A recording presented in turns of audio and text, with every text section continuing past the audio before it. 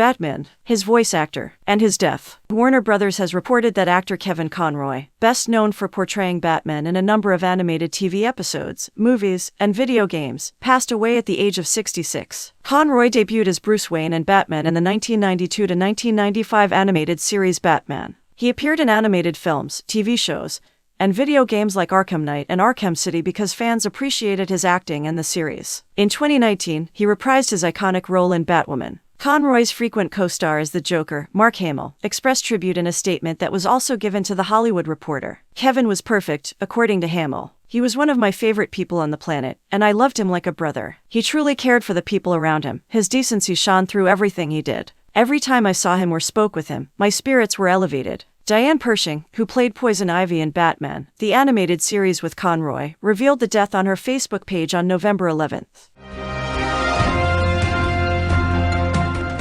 Donald Trump, 2024, and the presidency. Donald Trump, the former president, is expected to declare on Tuesday that he will run for president again in 2024, despite growing calls from Republicans for the party to go elsewhere in the wake of their disastrous 2022 midterm results. Trump submitted paperwork with the Federal Election Commission announcing his intention to run for president in 2024 and opening up a fundraising account minutes before his scheduled 9 p.m. announcement from Mar-a-Lago. Trump planned to use a ceremony at Mar-a-Lago to claim credit for Republican election victories, but GOP difficulties in the Senate and House put him on the defense politically. President Trump will declare his candidacy for president on Tuesday, according to advisor Jason Miller. Many Republicans blame Trump and Trump-like candidates for the GOP's poor performance in the 2022 midterms. Governor Larry Hogan of Maryland, a Republican, said to CNN, "Trump's cost us the last 3 elections, and I don't want to see it happen a 4th time. This is the harshest GOP criticism since Trump's 2015-16 campaign."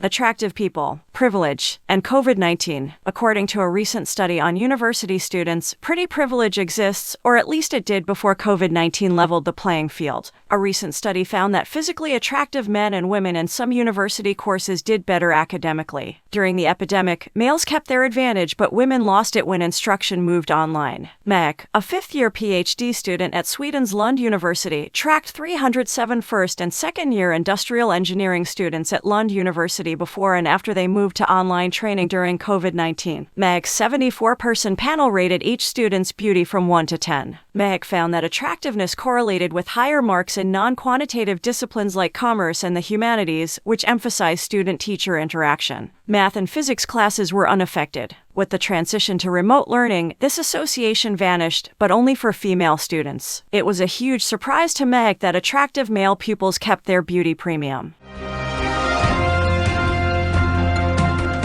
KFC Germany, in an insensitive notification. German KFC consumers were appalled to get a push notification urging them to eat fried chicken on the eve of Kristallnacht. Kristallnacht Memorial Day. Treat yourself with more delicate cheese on your crispy chicken, read the fast food chain's app.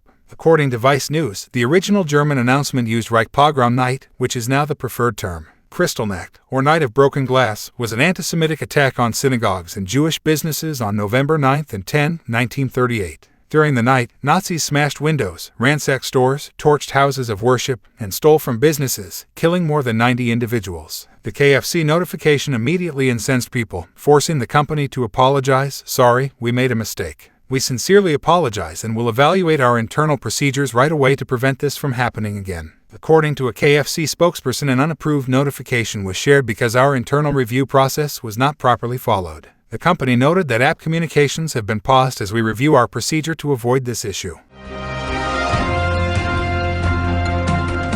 A crypto exchange, billions lost. In a bankruptcy, the collapse of FTX, a digital currency exchange valued at $32 billion earlier this year and made well known by a Super Bowl commercial starring comedian Larry David, has shocked the cryptocurrency industry. FTX saw billions of dollars in consumer withdrawals due to financial uncertainty. FTX couldn't pay sellers, thus withdrawals were halted. FTX filed for bankruptcy on November 11, 2022, while assessing its assets, according to a company announcement. Bankman-Fried, CEO of FTX, had already expressed regret and said he should have done better. Several crypto traders on the platform say they cannot access their money and may never get it back. The collapse of FTX is partially attributed to the cryptocurrency exchange's strong ties to Alameda Research, a cryptocurrency hedge fund that was also established by Bankman-Fried. It was reported that FTX's token, FTT, makes up a large amount of Alameda Research's assets. Alameda Research and FTX's capital reserves were questioned due to FTT's illiquidity.